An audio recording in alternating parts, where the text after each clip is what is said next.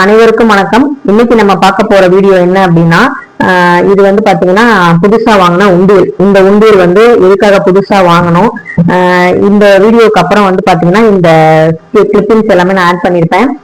யோகியோட உண்டியலை வந்து உடைச்சிருக்கோம். அதுக்கு வந்து என்ன காரணம் அப்படிங்கறதெல்லாம் நான் சொல்ல போறேன். சோ இதுல வந்து பாத்தீங்கன்னா ஒரு சகோதரி வந்து கேட்டிருந்தாங்க, எனக்கு வந்து வீண் செலவுகள் வந்து நிறைய ஆகுது, விரைய செலவுகள் அடிக்கடி வந்து ஏற்படுது, இதுக்கு என்ன காரணம், இதை வந்து எப்படி வந்து தவிர்க்கலாம் அப்படின்னு சொல்லி கேட்டிருந்தாங்க. இதுக்கு ஒரு சொல்யூஷன் சொல்லுங்க அப்படின்னு சொல்லி கேட்டிருந்தாங்க. சோ இது நிறைய பேருக்கு இருக்கிற பிரச்சனை. நல்ல பணம் சம்பாதிப்பாங்க, நல்லா வந்து சேர்க்கணும்னு நினைப்பாங்க, ஆனா ஏதாவது ஒரு திடீர்னு ஒரு விரைய செலவு ஏற்படும். அது சுப செலவா இருந்தா நமக்கு வந்து சந்தோஷமா இருக்கும். இப்போ ஒரு தங்கம் வாங்குறோம், இல்ல ஒரு வெள்ளி வாங்குறோம், ஒரு வீடு வந்து நம்ம வாங்குறோம், ஒரு நிலம் வாங்குறோம் அப்படிங்கும் போது அதுக்காக நம்ம நகையை வந்து அடமானம் வைக்கிறதோ இல்ல வந்து பணத்தை வந்து நம்ம கொடுக்கறதோங்கிறது ஒரு நல்ல விஷயத்துக்காக பண்றோம். இதுவே நம்ம வந்து தேவையில்லாம ஒரு வண்டி வந்து ரிப்பேர் ஆகுது அடிக்கடி, நமக்கு வந்து வீட்டுல வந்து எலக்ட்ரானிக் ஐட்டம் வந்து அடிக்கடி ரிப்பேர் ஆகுது, அதே மாதிரி நமக்கு உடல்நிலை சரியில்லாம அடிக்கடி வந்து ஹாஸ்பிட்டல் போற மாதிரி ஒரு சுச்சுவேஷன் ஏற்படுது, மன ரீதியான நிறைய பிரச்சனைகள் வந்து ஏற்படுது. அப்படிங்கும் போது அதுக்கு வந்து நம்ம செலவு பண்றது அப்படிங்கிற மாதிரி நிறைய விஷயங்கள் நடக்கும். சோ இந்த மாதிரி விஷயங்கள்லாம் ஏன் நடக்குது, எதனால வந்து நம்ம இதுல இருந்து நம்ம வந்து கரெக்ட் பண்ணிக்கலாம், இதெல்லாம் கொஞ்சம் சரி பண்ணோம்னா பாதி அளவு வந்து பிரச்சனை வந்து குறையும். அதே மாதிரி அந்த பணம் சந்தோஷமா நம்ம வந்து எப்படி வந்து நமக்கு வந்து செலவு பண்றதுக்கு நம்ம வந்து பயன்படுத்தலாம் அப்படிங்கறதான் இந்த வீடியோல பார்க்க போறோம். வீடியோவை ஸ்கிப் பண்ணாம பாருங்க, இதுல முழு தகவல் நான் சொல்லியிருக்கேன். சோ இந்த வீடியோ உங்களுக்கு பிடிச்சிருந்தா லைக் பண்ணுங்க, ஷேர் பண்ணுங்க, மறக்காம சப்ஸ்கிரைப் பண்ணுங்க, கூடவே ஹைப் பட்டனையும் கிளிக் பண்ணிக்கோங்க. வாங்க இப்ப வீடியோக்குள்ள போகலாம். நாங்க வந்து நேற்றே வந்து இந்த யோகியோட பிறந்த நாளுக்காக ஒவ்வொரு வருஷமும் வந்து பாத்தீங்கன்னா உண்டியல் வந்து உடைப்போம். அதுல எவ்வளவு அமௌண்ட் இருக்கு அப்படிங்கிறத பார்ப்போம். ஸோ இந்த வருஷமும் வந்து உண்டியல் வந்து உடைச்சாச்சு. இதுல வந்து நான் டெய்லியும் அமௌண்ட் போட மாட்டேன். யோகியோட பிறந்த நாளைக்கு கொடுக்குற காசு அப்படியே போட்டுட்டு அதுக்கப்புறம் வந்து எனக்கு எப்பெல்லாம் தோணுதோ அப்பெல்லாம் வந்து இதுல காசு போடுவேன். ஸோ ரொட்டீனா வந்து இந்த வருஷமாவது இனிமேல் போடணும் அப்படிங்கிறதுக்காக தான் உங்ககிட்ட நான் ஆரம்பத்துல காமிச்ச உண்டியலை வந்து நான் காமிச்சிருக்கேன். அதுல இந்த வருஷமாவது கொஞ்சம் நிறைய சேர்க்கணும் எப்பவுமே, இந்த போன வருஷத்தோட அப்படின்னு சொல்லி நான் எழுதியெல்லாம் வச்சிருக்கேன். ஸோ இதுல எவ்வளவு அமௌண்ட் இருக்கு, எதுக்காக நாங்க செலவு பண்ண போறோம் அப்படிங்கிறதையும் நான் சொல்லிடுறேன்.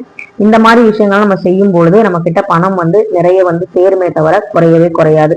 ஏன்னா லக்ஷ்மியோட மகாலட்சுமியோட அம்சமே என்ன அப்படின்னா, நம்ம வந்து சந்தோஷமா இருக்கிறதும், பிறருக்கு வந்து உதவி செய்யறதும், பிறருக்கு வந்து நம்ம வந்து நல்லபடியா அவங்கள பாத்துக்கிறதும் மகாலட்சுமி தாயாருக்கு ரொம்ப ரொம்ப பிடித்தமான விஷயம்.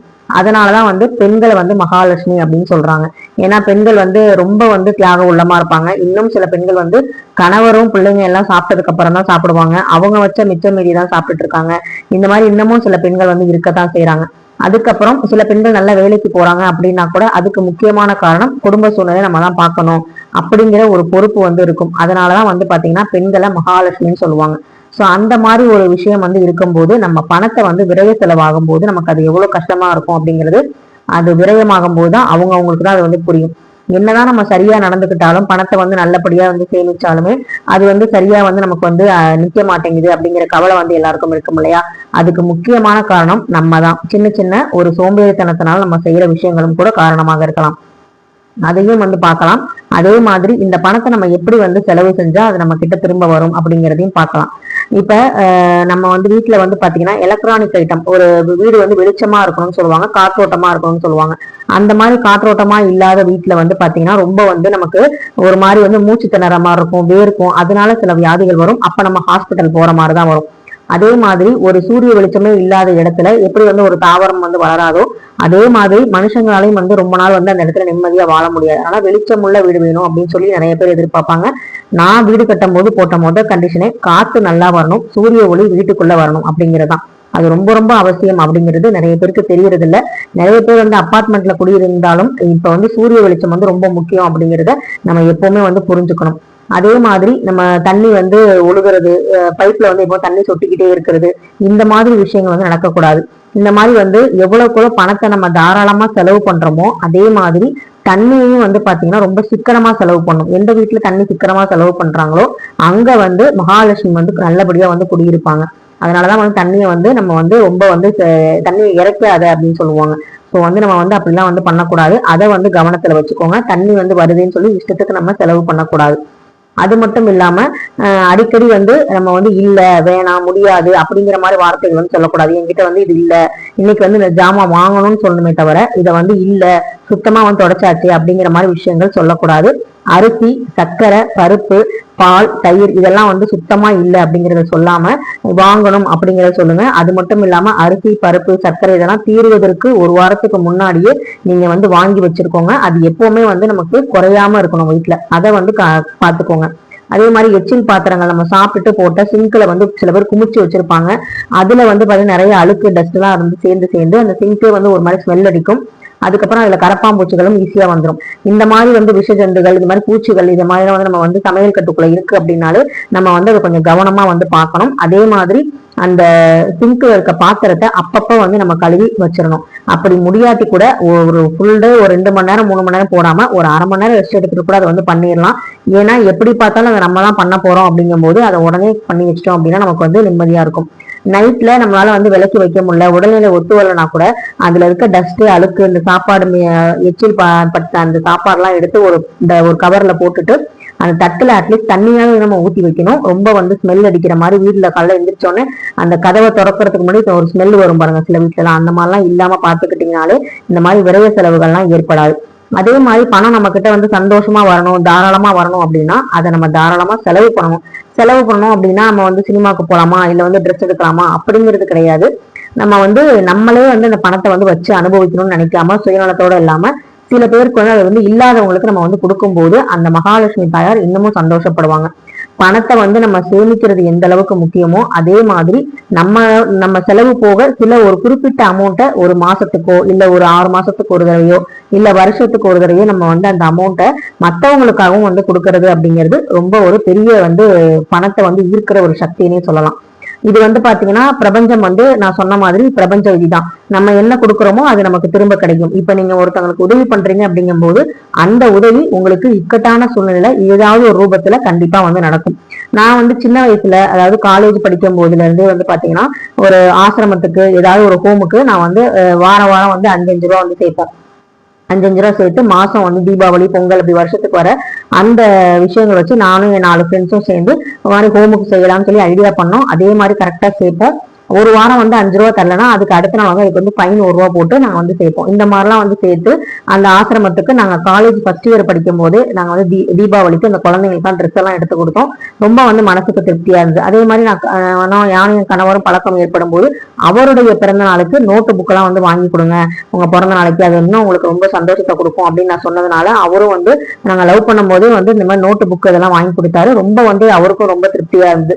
இது எல்லாமே நான் அப்பல இருந்து பண்ணிட்டு இருக்கனால எனக்கு வந்து குழந்தை பிறந்தோடனே எனக்கு என்ன தோணுச்சுன்னா யோகியோட பிறந்த நாளைக்கு இது மாதிரி நம்ம பண்ணுவோம் அப்படிங்கிற மாதிரி ஒரு எண்ணம் வந்து வந்துச்சு. அதுக்கான உண்டியல் தான் இது. அப்ப வந்து நம்ம பிறந்த நாள் அன்னைக்கு ஒரு உண்டியல் வந்து நம்ம உடைக்கிறோம்.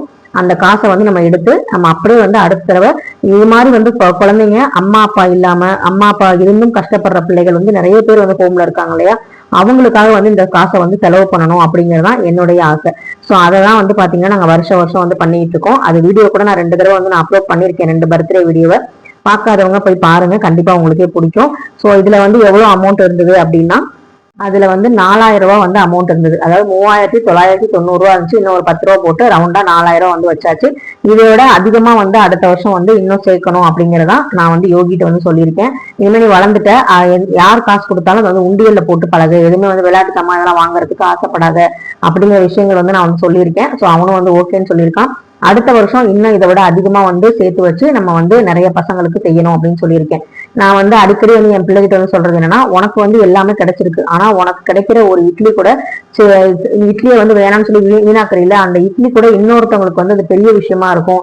அந்த மாதிரி வந்து நிறைய பிள்ளைங்க இருக்காங்க. நீ போடுற பழைய ட்ரெஸ்ஸை நிறைய பிள்ளைங்க புது ட்ரெஸ்ஸா வந்து போட்டுக்கிற நிலைமையில சில குழந்தைங்க இன்னமும் இந்த நாட்டுல இருக்காங்க. அதனால கடவுள் வந்து உனக்கு கிஃப்டா வந்து இந்த வாழ்க்கையை கொடுத்திருக்காரு, அது கடவுளுக்கு நன்றி சொல்லு. அதே மாதிரி உனக்கு இருக்கிறத மற்றவங்களுக்கு பிரிச்சு கொடு, இல்லாதவங்களுக்கு அப்படிங்கிறத நான் அடிக்கடி சொல்லிக்கிட்டு இருக்கேன். ஸோ நீங்களும் வந்து குழந்தைங்களுக்கு வந்து அதெல்லாம் சொல்லி கொடுங்க, ரொம்பவே நல்ல விஷயமா இருக்கும். அவங்க இப்ப வந்து அவங்க செய்யாட்டுமே வளர்ந்ததுக்கு அப்புறம் அவங்களுக்கு வந்து அது வந்து புரியும், அவங்களும் வந்து செய்ய ஆரம்பிப்பாங்க. ஏன்னா நம்ம விதை வந்து விதைச்சாதான் அது நல்லபடியா வந்து துளுத்து வளரும். நம்ம விதைக்கிறது கரெக்டா வந்து நம்ம விதைக்கணும். சோ அந்த மாதிரி வந்து நான் இப்ப இதுக்கு வந்து ஏன் சொல்றேன் அப்படின்னா, இப்ப என்கிட்ட பணம் இருக்கு, ஆனா இந்த 4000 நான் வந்து ஒரு பேங்க்ல போட்டா எனக்கு இன்ட்ரெஸ்ட் வரும், வட்டி மேல வட்டி வந்துகிட்டே தான் இருக்க போது, எனக்கு வந்து சேர்த்துக்கிட்டே தான் போவேன். ஆனா அந்த பணத்தை வச்சு நான் என்ன பண்ண போறேன், சந்தோஷமா இருக்கணும். அதுக்காக வந்து நான் என்ன பண்றேன், இப்ப எனக்கு விரைய செலவு ஏற்பட போகுது, ஏதாவது ஒரு விஷயம் நடக்குது அப்படிங்கும் போது நம்ம வந்து அதை வந்து ஆஸ்பத்திரிக்கு செலவு பண்ணும்போது சந்தோஷம் வருமானு கேட்டா கண்டிப்பா வராது.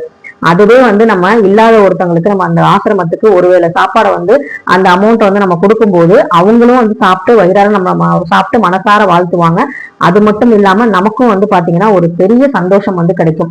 அவங்க வாழ்த்துறாங்களோ இல்லையோ அந்த பிரபஞ்சம் நம்மளை கண்டிப்பா வாழ்த்தும். நம்மளை சுத்தி இருக்க அந்த இயற்கை வந்து நம்மளை வந்து ரொம்பவே நேசிக்கும். நமக்கும் வந்து பாத்தீங்கன்னா மகாலட்சுமி தாயோட அருள் வந்து பரிபூர்ணமா கிடைக்கும். இவங்கள்ட்ட இவ்வளவுதான் பணம் இருக்கு, இவங்களுக்கே கடன் இருக்கு, இவ்வளவு வந்து வீட்டு லோன்லாம் இருக்கு, இந்த மாதிரிலாம் விஷயங்கள் இருந்துமே இவங்க வந்து இந்த விஷயத்த வந்து செய்யறாங்க. அப்ப இன்னும் இவங்களுக்கு கொஞ்சம் பணத்தை வந்து நம்ம அதிகமா கொடுத்தோம் அப்படின்னா இன்னும் நல்லாவே செய்வாங்களே அப்படிங்கிற ஒரு எண்ணத்தை வந்து அந்த பிரபஞ்சம் நமக்கு வந்து கொடுக்கும். அந்த பிரபஞ்சம் நமக்கு அதுக்காக வேலை செய்ய ஆரம்பிக்கும். சோ இதுதான் வந்து பாத்தீங்கன்னா உண்மையான பண ஈர்ப்பு விதினே நான் சொல்லுவேன். நீங்க என்ன கொடுக்குறீங்களோ அது திரும்ப கிடைக்கும். நீங்க வந்து ரொம்ப சேர்த்து ரொம்ப இருக்க புடிச்சு வச்சுக்கிட்டு அது உங்களுக்காக நீங்க சந்தோஷமா செலவு பண்ணாம மத்தவங்களுக்காகவும் நம்ம செலவு பண்ணாம இருந்தோம் அப்படின்னா விரைவு செலவுகள் ஏற்படும். அதே மாதிரி வீட்டுல சின்ன சின்ன விஷயங்கள்லாம் வந்து கரெக்ட் பண்ணிக்கோங்க. ஒட்டடை அடிக்கிறது, அதாவது ஒட்டடை வந்து சேர்ந்து தங்குறது, அப்புறம் வந்து வீட்டுல வந்து முடி வந்து நிறைய வந்து பறந்துகிட்டே இருக்கிறது, இந்த மாதிரி விஷயங்கள் எல்லாமே வந்து அவாய்ட் பண்ணிக்கோங்க. அதே மாதிரி வீட்டுல வந்து விளக்கு ஏத்துங்க. விளக்கு ஏத்துறது ரொம்பவே ரொம்ப ரொம்ப நல்லது. அதே மாதிரி ஆண்கள் விளக்கு ஏற்றுறத விட வீட்டுல பெண்கள் விளக்கு ஏற்றும் போது அந்த வீட்டுல வந்து மகாலட்சுமியோட அம்சம் வந்து பாத்தீங்கன்னா இன்னும் அதிகமா இருக்கும். நமக்குதான் இன்னைக்கு நிறைய வந்து அரிசி இருக்கு பருப்பு இருக்குன்னு சொல்லி நிறைய சாதத்தை வடிச்சு குப்பையில வந்து கொட்டுற மாதிரி விஷயங்கள், அன்னபூரணி அவமதிக்கிற மாதிரி விஷயங்கள் எதுவுமே வந்து பண்ணாதீங்க. இந்த மாதிரி விஷயங்கள் நம்ம பண்ணும்போது ரொம்பவே வந்து நல்லது நடக்கும். இப்ப நீங்க ஒரு ஜாதக காட்டே போறீங்க அப்படின்னு வச்சுக்கோங்களேன், உங்களுக்கு வந்து இந்த நேரத்துல நிறைய வந்து பாத்தீங்கன்னா விரைவு செலவுகள் ஏற்படுற மாதிரி இருக்கு. அதுக்கு நீங்க அதை சுப செலவா மாத்துங்கன்னு சொல்லுவாங்க. நானே வந்து அதை கேட்டிருக்கேன். அதுக்கு வந்து என்ன சொல்லுவாங்கன்னா, நீங்க வந்து இப்ப எங்க நாத்தனார் இதுக்கு வந்து ஜாதகம் பார்க்க போது நான் கூட போயிருந்தேன். அப்ப வந்து அவங்க சொன்னாங்க, உங்களுக்கு வந்து விரைவு செலவு ஏற்படுற மாதிரி இருக்குமா உங்க ஜாதகத்துல, அதுக்கு நீங்க சுப செலவா மாத்தணும் அப்படின்னா ஏதாவது வீட்டுல வந்து ஒரு ஃபங்க்ஷன் பண்ணுங்க அப்படின்னாங்க. அப்பதான் வந்து எங்க நாத்தனார் பொண்ணுக்கு நாங்க வந்து மண்டபத்துல வந்து சுத்துறதுக்கு வந்து ஏற்பாடு பண்ணி நாங்களாம் வந்து சீர்லாம் வந்து செஞ்சோம். சோ அப்ப வந்து பாத்தீங்கன்னா எங்கள்கிட்ட கையில வந்து காசு இல்லை. ஆனா நாங்க வந்து சந்தோஷமா 51 தட்டு வச்சு நாங்க வந்து சீர் வந்து செஞ்சோம். எங்களுக்கு அதுக்கான வந்து ஒரு நல்ல ஒரு பலன் வந்து கிடைச்சது. நாங்க நல்லா தான் இருக்கோம். சோ அதே மாதிரி அவங்களும் வந்து பாத்தீங்கன்னா அந்த விரைவு செலவை தவிர்த்துட்டு ஒரு சுப செலவா மாத்தி ஒரு 100 பேருக்கு வந்து சாப்பாடு போட்டாங்க, சொந்தக்காரங்களாம் வந்து வாழ்த்துனாங்க. சோ அதை வந்து இப்படி வந்து மாத்திக்கிட்டாங்க. அந்த மாதிரி வந்து நம்ம வீட்டுல இருக்கிற சின்ன சின்ன ஓட்ட உடசல், இதெல்லாம் வந்து பழைய பாத்திரங்கள், நிறைய ஜாமான் வந்து சேர்த்து வைக்கிறது, இதெல்லாம் வந்து நீங்க வந்து அப்புறப்படுத்திட்டு வீட்டை வந்து கொஞ்சம் ஃப்ரீ ஸ்பேஸா வைங்க. அதே மாதிரி காற்றோட்டமா வைங்க. தண்ணி வந்து சிக்கனமா செலவு பண்ணுங்க. பணத்தை வந்து சந்தோஷமா செலவு பண்ணுங்க. திரும்ப உங்ககிட்ட சந்தோஷமா வரும். விரைவு செலவுகள் ஏற்படாது. இந்த வீடியோ உங்களுக்கு பிடிச்சிருந்தா லைக் பண்ணுங்க, ஷேர் பண்ணுங்க, மறக்காம சப்ஸ்கிரைப் பண்ணுங்க. கமெண்ட்ல உங்க கருத்து என்ன அப்படிங்கறத சொல்லுங்க. நன்றி, வணக்கம்.